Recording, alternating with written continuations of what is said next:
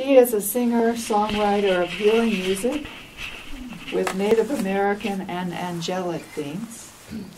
She was the winner of the New Mexico Music Awards Best Producer in 2000. She has albums that have gone gold and platinum in Southeast Asia markets and has worked with Disney and Grammy and Academy Award-winning composers such as Alan Menken and Stephen Schwartz. The main focus of her work is on expanding consciousness through music and sound frequency. Her newest 2016 release is called Gaia's Prayer. Denean? Thank you. Yes. Well, it is such a treat to be here with you today, and I wanted to thank you for inviting me. This feels like family, so I'm very comfortable with this, and just thank you so much. I do want to tell you, before I begin, the piece that I'm going to be talking about is the title cut from the new album, Gaia's Prayer, which we have in the back, and Mariah's going to be helping me with that if anybody's interested. I have this CD and some of the others further back there. The piece that I'll be doing today is called Gaia's Prayer. It's about 15 minutes long. My backup band, if you will, is whales. So they are quite a treat and quite a blessing too. So that will be at the end. But first, I want to speak to you a little about the story that brought this about.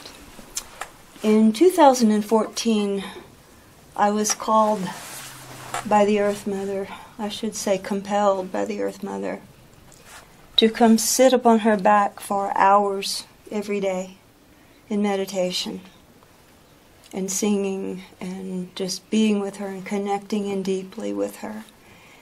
And this I did very simply by just stepping off my porch and a little spot of earth there and sitting and connecting in with her every day for hours.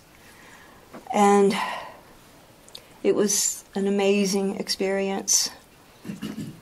I would sing some of my own songs, which for me, a lot of my music, I have an experience of being sung by the song, shall we say. Becoming one with that and just letting the music be what I am. I've also known Lakota ceremonial songs and been singing them for over 20 years. But I had a very different experience in this time where these songs came to life in a yet different way. They were animated by my own experience of what the words that I was singing meant. So I had the understanding from the translations that I'd received. Some of you may know Howard Badhand. He's been my Lakota language consultant for a number of years because I've used the language on some of my music. But this took me to a deeper place of understanding of my own experience. And I want to begin by talking about a couple of key words that are used. The first one is Tunkashala. Now, any of you that might know anything about Lakota language would understand that this is the word used in prayer. And the translation generally is grandfather. But there is a deeper translation. That translation is all that has come before. Everything that has come before. And as I've sat there singing and speaking these words, I began to understand that's also the wisdom and the energy of the wisdom of all who have walked this earth before. So this is not ancestor worship, but is the understanding that the energy of everything that has transpired, that has happened before, is present. I am a student of unified physics and a delegate for the Resonance Academy with Nassim Haramein's foundation. And one of the things that we've studied, we learned that in a single proton, it contains all of the information of the entire universe. One single proton within you. One single proton, it's all right there. This would be akin to how a orchestra and the people playing the music are on a CD. So it's the information of the entire universe, but it is within you. So that's why in this understanding, for me, the science just added to my understanding of oneness, because I'd been singing We Are One for years and years. But all of a sudden I had scientific information that also brought this forth, which was amazing to me. Now, the other word is Wakantanka. Now, this is usually translated as Great Spirit. Wakan means sacred or spirit, and Tanka means big, so big sacred or big spirit. Wakan, broken down further, Wa means movement or motion, and Kan means arteries or veins, and what this represents is the movement of the life force within you. And it conveys the big connection, which then is translated as sacred. So that's why the word Wakan is sacred.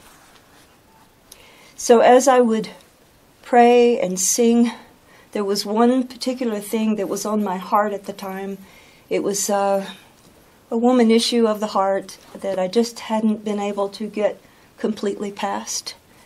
And spontaneously in my prayer, I asked that prayer of Tunkashla to the energy of the female wisdom that had come before to help me with this. And that includes the Earth Mother. Her name is Unchimaka. That stands for Grandmother Earth. And so I asked this in my prayer for the help in this way. And I felt this energy coming up through me and swirling within my being like I had never felt before in my life. So when I finished my prayers that day, I came in. And a couple of hours later, a friend spontaneously stopped by. And it was just in something that they said, unbeknownst to them, that triggered a knowing in me. And I understood what I needed to know. And I want to share that with you here today because I think it is a very important aha moment, at least it was for me. And that is that pattern that we carry, and sometimes those patterns can be very difficult to change or to break. That they begin where we have taken something personally and we've taken in the energy that set that in motion. And childhood would be a good place to look at that. We look at it as parents passing on patterns, but it has to do with what the child takes on from that parent. But this could be at any point in your life. And as I came into that understanding, it was like a plug falling out of the wall in terms of the healing and the immediate release from what I was working on. And in the weeks that unfolded from there, it began to cycle through all of the events in my life. They would just come up to the surface of the places that I had taken things personally and how I had carried those patterns within me. So I just want to share that with you for whatever it may be for you, that it may bring healing to you. I also want to share the rest of the words because the other thing that happened in this time was that the Earth Mother, she was stirring within me. I would go sing and pray and I would just feel this energy stirring in such a magnificent way within me. And in such a way, it's what I call being pregnant with a song, because I know there's this sense of that music is coming. So at that time, I didn't have the music she was giving me, but I knew that it was coming, and it was from her, and that she had something to say. And so I had the essence of it. I knew what, in time, I knew what that meant, but I didn't know how to say it in the Lakota language, so I had to go learn that part of what her prayer was. And I'm going to speak those words to you today and give you the translation. So she's saying, Wakantankar tunkashla unchimakala miya. So it's Grandmother Earth, this is who I am. She says, Wichoniki unshiwaliye. And in this she's saying, I have compassion for all that lives. And what this conveys is, I love all of life. I love all that lives, including us upon her back. The other phrase is Wichoniki unshimakala miya. Umshimalaye. And in this phrase she says, have compassion for me, the mother of all life. So she is asking that of us, as well as in her prayer, Wakantankantun Kashala, which is in every one of you. She's asking that we have compassion for her, that we love her in return. I don't know if any of you have ever studied the Essene Gospels of Peace, in particular Book 1. But Jesus was talking in Book 1, and he mentions a lot, not only the Heavenly Father, but the earthly mother. And there is also an earthly mother's prayer, just like there is a Lord's Prayer. And he says in that she loves us more than any earthly mother or biological mother ever could, and that we can call on her to help us. Mm-hmm. So when I say this about the earthly mother, it's not separate from in the idea of praying to God and the God within you, but it is included, and it is what you are a part of yourself. The other thing that takes place in this piece, you'll hear the sounds Ia, Iu. These are the sacred sounds of a word Ilahinur, and this means divine light in Turkish and Arabic. And to tell you a little bit about this word, in that same summer that I was meditating and praying with the Earth Mother, I was also guided to a website of a friend one who has now become a friend. His name is Kiara Windrider. And when I found his website, I was immediately drawn to the work that he was doing. And I don't usually, out of the blue, contact someone, but in this case I did. I was just compelled, again, to do this. He got back to me in 15 minutes. And what I learned was that he used to live in the U.S., and when he lived in Mount Shasta, he used to drive around in his car listening to one of my earlier albums, The Weaving. So we were already connected from many years before. And the story about this, he does an energy work called Ilahinur, which is about this divine light. But he was out swimming with the dolphins, and a big whale came up under him about 20 feet below. And he had this experience with this whale, and this whale did this energetic transmission to him, which opened up this understanding of Ilahinur. There were some other things that unfolded in his story too, but the whale was very significant in this. So as the story unfolded, within 5 months, Kiara had come to the United States. He contacted me, and it ended up he was going to be at Hummingbird, about an hour away, and I got to go over there and meet him and connect with him and learn further about this energy work that I was already doing. I had learned it through his books. He has some really good books about this. One of the other things to know about Ilahinur is that our galaxy has a heartbeat. And this pulse we experience every 11,500 years. And these are the times that we go through these cataclysmic changes, the earth changes, but it's also a time of spiritual renaissance and expansion in consciousness. So this work is about drawing in more light into the body, into the physical body, and connecting deeply with the electromagnetic force of the earth. And I can tell you through my own experience of doing this work, I have found myself to be more calm, more centered. When the world is just doing its thing around me, whatever the chaos may be, I'm just here like a rock watching it. That's been my experience. You may have a different experience, but I'm sharing with you, for me, this impacted me so profoundly that it became a part of my music. I thought that Gaia's prayer and Ilahinur was two different things, but they merged together. And this became the work that's on the album. There is the Gaia's prayer piece, and then there was another piece called the Ilahinur Whale Song, which is also a long meditation piece. It was a little bit too long to do that one today. But I'm watching the time here. So anyway, I want to share this with you today. And I ask you that don't worry about the translation of words. I've given you the essence of that, and just let it sink down into the heart chakra now, and just be present to the sounds and to Gaia's prayer.